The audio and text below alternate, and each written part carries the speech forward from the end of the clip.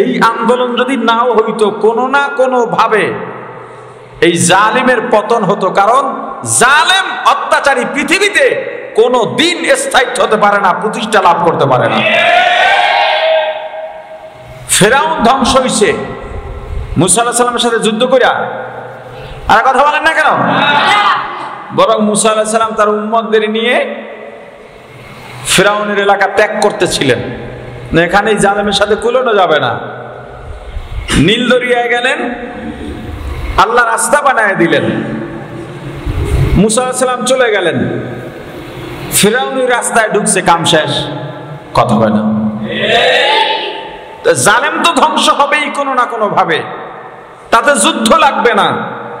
আব্রাহা ধ্বংস হইছে, দুনিয়ার কোনো যুদ্ধ লাগে নাই, আল্লাহ কয়টা আবাবিল পাঠায়া দিছেন। কারণ ধ্বংস হইছে, কোনো যুদ্ধ লাগে নাই, বালু দিয়া মাটি দিয়ে আল্লাহ রেখাইয়া ফলাইছেন। কথা কয় না? নমরুদ ধ্বংস হইছে, কোনো যুদ্ধ লাগে নাই, একটা মশা ঢুকছে ভিতরে। কথা কয় না? এই জালেমও ধ্বংস হইতে কোনো আন্দোলন লাগতো না। বান্দা যা করার করেছে, আর পারে না, কথা বললেই জেলে যাওয়া লাগে, কথা বললেই রিমান্ডে যাওয়া লাগে। এরপর যেই আয়না ঘরের কাহিনী আমরা শুনছি, এই জালেম এমনিই ধ্বংস হইতো, এমনিই হইতো। সব রাজনৈতিক দল, শ্রেণী পেশার মানুষের এখান থেকে শিক্ষা নিতে হবে যে আমরা ন্যূনতম কার উপরে জুলুম করতে পারি না।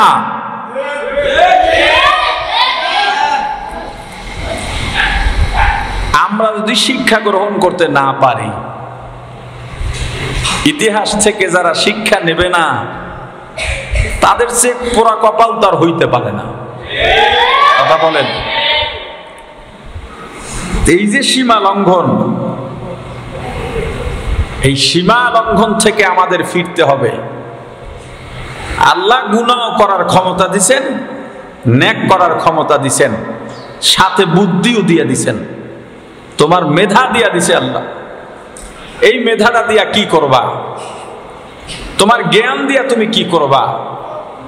ভালো মন্দ পার্থক্য করার মতো শক্তি আল্লাহ তোমাকে দিছেন। এখন তুমি করবা কি করবা না, দুই পিঠ, এ পিঠ ও পিঠ, এক পিঠে ভালো আর এক পিঠে খারাপ। তুমি যদি খারাপ করো আর সীমা লঙ্ঘনকারী হও, আম্মা মান তাগা ওয়া আতারাল হায়াতাদ দুনিয়া,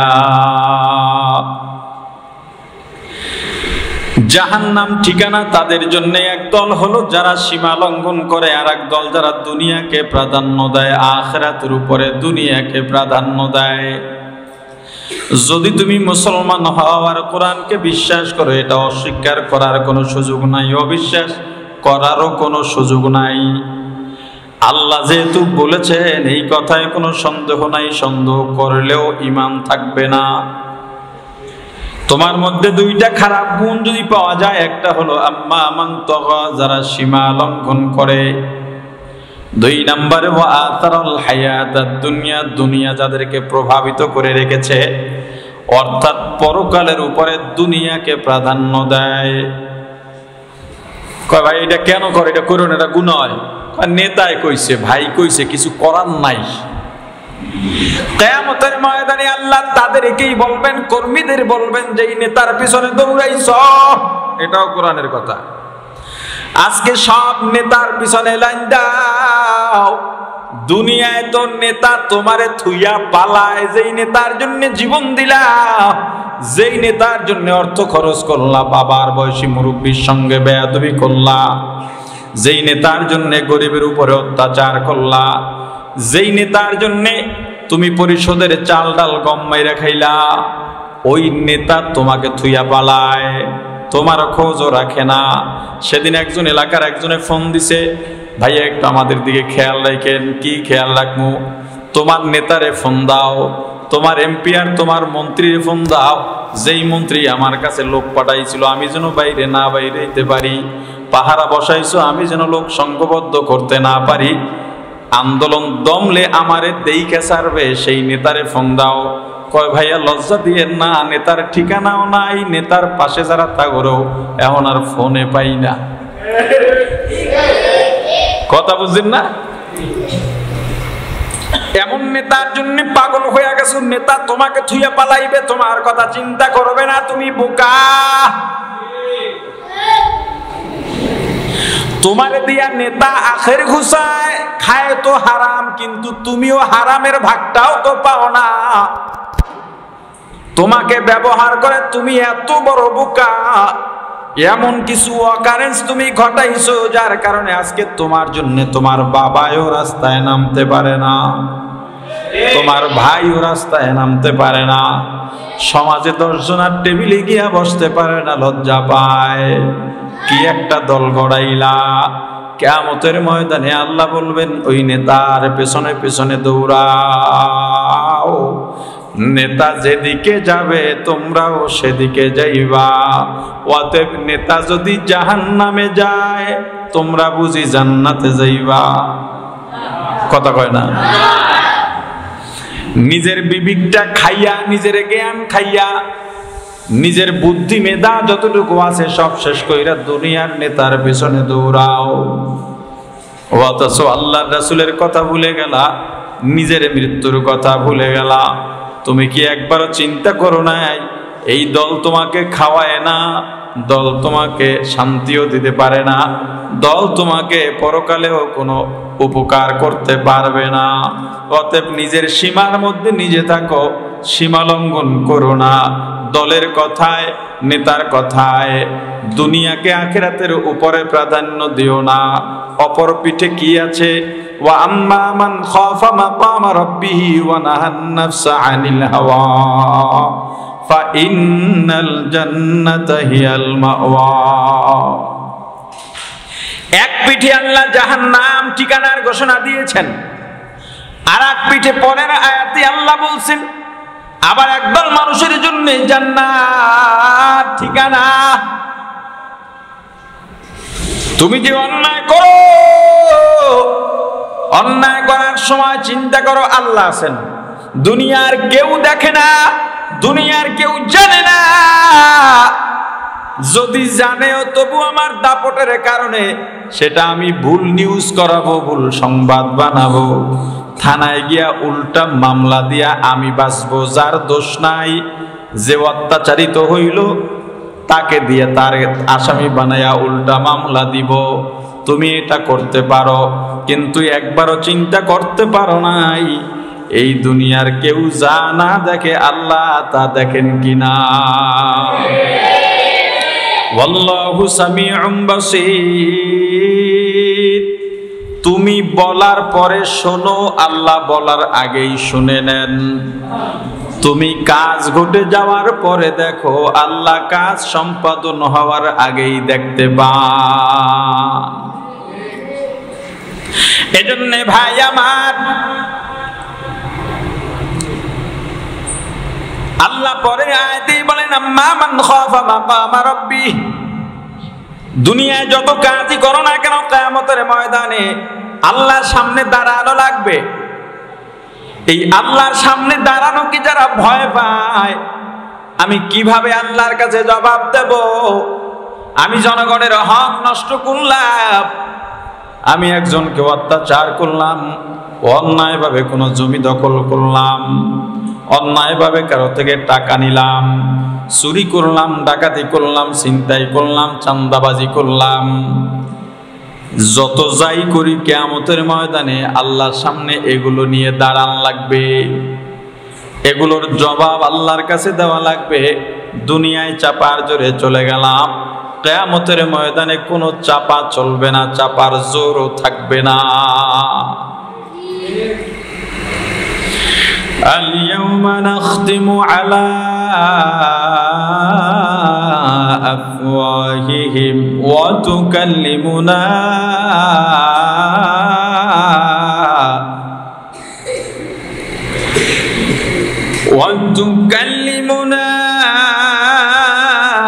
أيديهم وتشهد أرجلهم بما كانوا يكسبون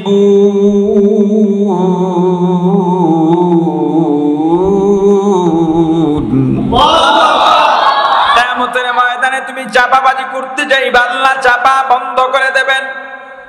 হাত কথা বলবে, পা সাক্ষ্য দেবে, অঙ্গ প্রত্যঙ্গ কথা বলতে থাকবে। কি কি অন্যায় তুমি দুনিয়ার মধ্যে করছো, সব অন্যায়গুলো সেখানে প্রকাশ হয়ে যাবে। তুমি তখন আফসোস করে তোমার হাতকে বলবা, ওরে হাত, তোরে কত সাবান লাগাইলাম, তৈল লাগাইলাম, লোশন লাগাইলাম, কত যত্ন করে রাখলাম।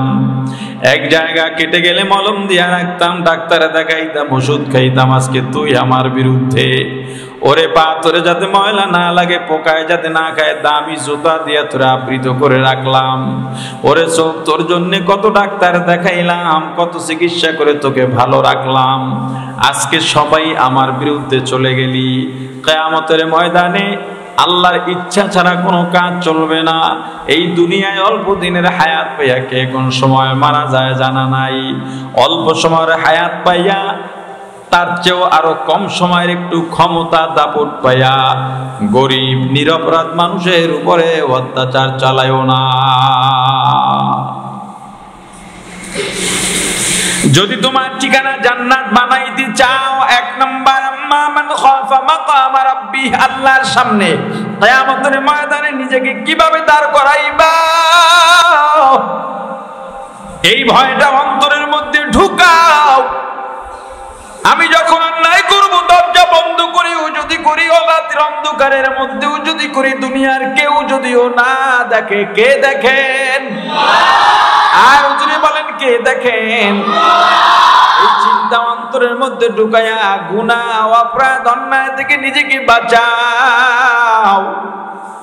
দুই নাম্বার নাহান নাফসা আনিল হাওয়া, তোমার মনের খাহেশ, গুনাহ করতে মন চায়, সুযোগ পাইছি গুনাহ করব, সুযোগ পাইছি চুরি করব, সুযোগ পাইছি ডাকাতি করব, সুযোগ পাইছি অন্যায় করব, না না, তোমার অন্তরের এই খাহেশকে তুমি ফিরাইয়া মন চায় গুনাহ করতে করব না, মন চায় অন্যায় করতে করব না, চুরি করতে করব না, ডাকাতি করতে করব না, কারণ আমি আল্লাহকে ভয় করি।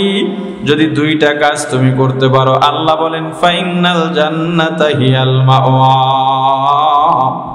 হে পরহেজগার মুত্তাকি, তোর জন্য আমি আল্লাহ জান্নাত ঠিকানা বানায় দিছি। এখন আল্লাহ আমাদেরকে বলছেন কুনতুম খায়রা উম্মাতিন উখরিজাত লিন্নাস, আল্লাহ আমাদেরকে ভালো বলেছেন। এই ভালোটা এমনি এমনি হয় না, বড় দুইটা দায়িত্ব আছে, বড় দুইটা কাজ আছে। এক নাম্বার তা'মুরুনা বিল মা'রুফ ওয়া তানহাউনা আনিল মুনকার। এক নাম্বার কাজ, মানুষকে ভালো পথে ডাকো, নামাজের পথে ডাকো, রোজার পথে ডাকো, দিনের পথে ডাকো, জিকিরের হালকায় ডাকো, ওয়াজ মাহফিলে ডাকো, কোরআনের মজলিসে ডাকো, তাবলীগের তালিমে ডাকো, নেকের দিকে ডাকো, যাকাত দিতে উদ্বুদ্ধ করো, কোরবানি দিতে উদ্বুদ্ধ করো, সত্য বলার জন্য তাদেরকে উদ্বুদ্ধ করো, সবক দাও, দাওয়াত দাও। এইটা অনেকটা সহজ, যে কেউ চাইলেই দিনের দাওয়াত দিতে পারে।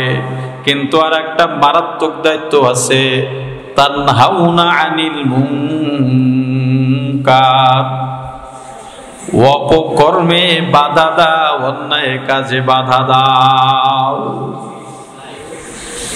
অন্যায় কাজে বাধা দেওয়া কঠিন, তবু তোমাকে বাধা দিতে হবে। নামাজের দাওয়াত দেওয়া সহজ, রোজার দাওয়াত দেওয়া সহজ। আল্লাহর রাসূল সাল্লাল্লাহু আলাইহি ওয়াসাল্লাম সাহাবীদের জামাত নিয়া, সাহাবীদের কাফেলা নিয়া সবাইকে তো এই দাওয়াত দিতে পারতেন। জিহাদ করা লাগতো না, যুদ্ধ করা লাগতো না। আমার রাসূলের 3.5 হাত বডি সম্পূর্ণ রক্তে রঞ্জিত করা লাগতো না। দান দান মোবারক শহীদ করা লাগতো না। ওরে আমার ভাই, আমার রাসূল দিনের পর দিন ক্ষুধার্ত থাকার দরকার ছিল না। কি কারণে করলেন? অন্যায়ের বাধা যদি দেওয়া না হয়, ওই সমাজ দিন দিন অন্যায় ভরপুর হয়ে যায়। অন্যায় যেখানে দেখবা সেখানে প্রতিবাদ করো। নিরীহ একটা মানুষকে তোমার সামনে কেউ মারতেছে, আমাদের অভ্যাস দোকানের শাটার গুলা ফালাইয়া বাজারে দাঁড়ানো থাকলে দৌড়ে নিরাপদ স্থানে গিয়া তাকে ঘরের দরজাও বন্ধ করে দেয়, দোকানের শাটার গুলা বন্ধ করে দেয়, যাতে নিরীহ মানুষটাকে আরো বেশি মারতে পারে। অথচ উচিত ছিল সবাই মিলে তাকে বাঁচানো। মারে কেন? অন্যায়কে যাচাই করা, আইনের হাতে তুলে দেওয়া, বিচারকদের হাতে সালিশটা তুলে দেওয়া। কার ন্যায় কার অন্যায়, যার অন্যায় হবে তার বিচার হবে, যার অন্যায় নাই সে খালাস পাবে। কিন্তু সেটা করি আমরা? সবাই তামসা দেখে, তামসা, সবাই তামসা দেখে। মানুষের ভিতরে চিন্তার এত অসুস্থতা একেবারে জেগে বসেছে আমাদের মাঝে, এই অসুস্থতা। প্রাণের ভাই আমার, তোমার সন্তানকে তুমি বাঁচাও, বাইরে যাওয়ার দরকার নাই। তোমার ছেলে কি করে, তোমার ভাই কি করে, তোমার মেয়ে কি করে, তোমার স্ত্রী কি করে, অন্তত এতটুকু নিয়ন্ত্রণ তুমি রাখো। তোমার ছেলেটা বখাটেদের সাথে ঘুরতে ঘুরতে গিয়া তোমার বয়সী মুরব্বীদের সাথে বেয়াদবি করতেছে।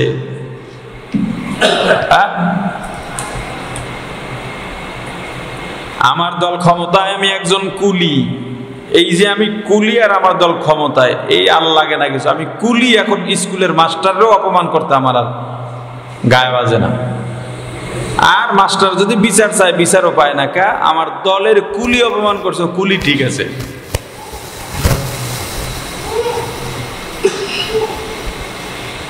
নাম লাগতে পারে না, শিক্ষা নাই, কিচ্ছু নাই, মুরব্বীদের সাথে অন্যায় করে বসে থাকে।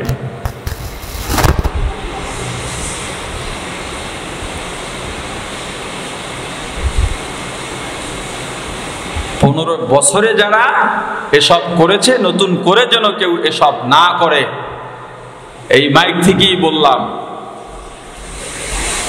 এই এলাকায় যদি একজন মানুষও না থাকে, আমি একাই অন্যায়ের প্রতিবাদ করব। আপনাদের মাঝে আমি ঘোষণা দিয়ে রাখলাম ইনশাআল্লাহ। যেই আমি গুলির সামনে দাঁড়াইতে পারছি, এই একবার আর দুইবার না। ওই মোদি বিরোধী আন্দোলনে 25টা ছাত্রকে বাঁচাতে গিয়া নিজে আগায় গেছি, 11টা সেলাই এখনো মাথায়, এই আওয়ামী লীগ আর পুলিশের পিটানিতে। আগেই মারা যাইতাম, জীবন বোনাস জীবন নিয়ে আসি। অতএব মৃত্যুর কোনো ভয় আর চিন্তা এখন আর করি না আল্লাহর রহমতে। আমার এলাকার বদনাম দেশব্যাপী ছড়াবে, এটা হতে দেব না। নিরপরাধ কেউ অত্যাচারের শিকার হবে, সেটা মেনে নেব না। নিরীহ নিরপরাধের পাশে সবসময় আছি ইনশাআল্লাহ। প্রাণের ভাই আমার, নিজেকে পরিশুদ্ধ করেন। মনে করেন এই 24-এ আমরা নতুন একটা বাংলাদেশ পাইলাম, আমাদের জীবনটাও নতুন ভাবে আমরা গড়া শুরু করি। এই জীবনটাকে নতুন করে সাজাই। আমার এলাকা, আমার রাষ্ট্রকেও আমাদের নতুন করে সাজাতে হবে। দেশ আমার, দেশ গড়ার দায়িত্ব আমার। আপনার আমার মতো নিরীহ মানুষ যারা, তারা এখানে ভাড়াটিয়া না, ভাড়াও থাকি না। যাদের দাপট আছে তারা মালিকও না।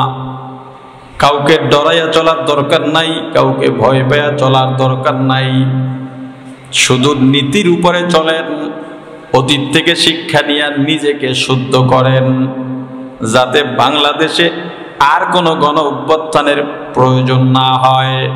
আপনি একজন ব্যবসায়ী, আপনার ব্যবসার মধ্যে আপনি সঠিক পদ্ধতি নিয়ে আসেন। রমজানের ঈদ আইছে, খবর পাইছেন বাজারে সেমাই নাই, আমার একার দোকান আছে, ফট করে দাম বাড়ায় দিলেন।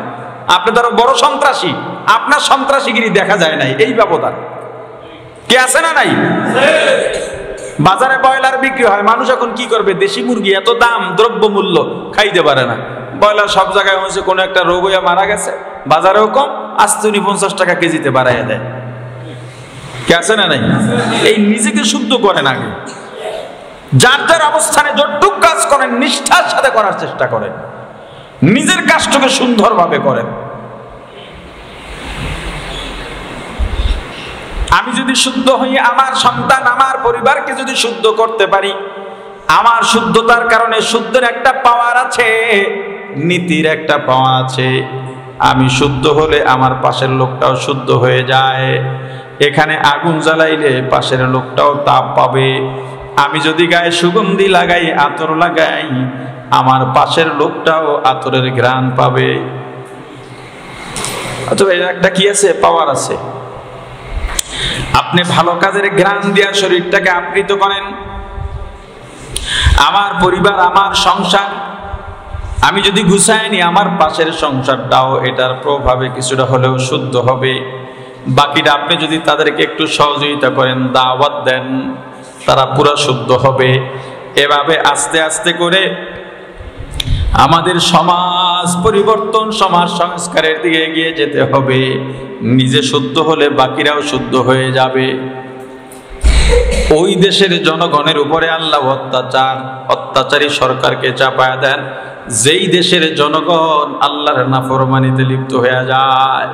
এই যে এত বছর স্বৈরাচার সরকার ছিল, কি খালি হেগো দোষে আমরা খুব ভালো আছিলাম মনে হয় নাকি? তার আমাদের ভালো হওয়া লাগবে না? আমরা যদি ভালো না হই, তাহলে ওদের আর একটা কপি আইসা বসবে আমাদের মাথার উপরে। এজন্য আমাদের ভালো হতে হবে।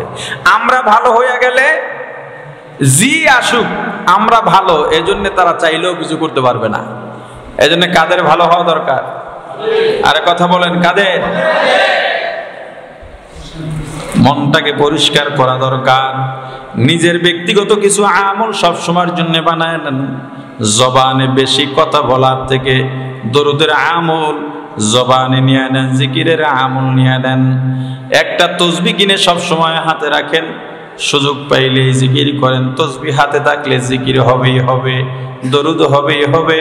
যদি অহংকার আসে, সঙ্গে সঙ্গে আবার আস্তাগফিরুল্লাহ তসবিহ দিয়েই পড়েন। অন্তরটাকে শুদ্ধ করার জন্যে নিজের কিছু স্পেশাল আমল দরকার, যে আমলগুলো সবসময় আপনাকে গুনাহ থেকে বাঁচায় রাখবে। আল্লাহ আমাদের সবাইকে কবুল করেন, বলেন আমিন। আর জোরে বলেন আমিন। নিজেকে শুদ্ধ করেন, নিজেকে ভালো করেন। আপনার চেষ্টা যেখানে শেষ, আল্লাহর মদদ সেখানে শুরু হয়ে যাবে।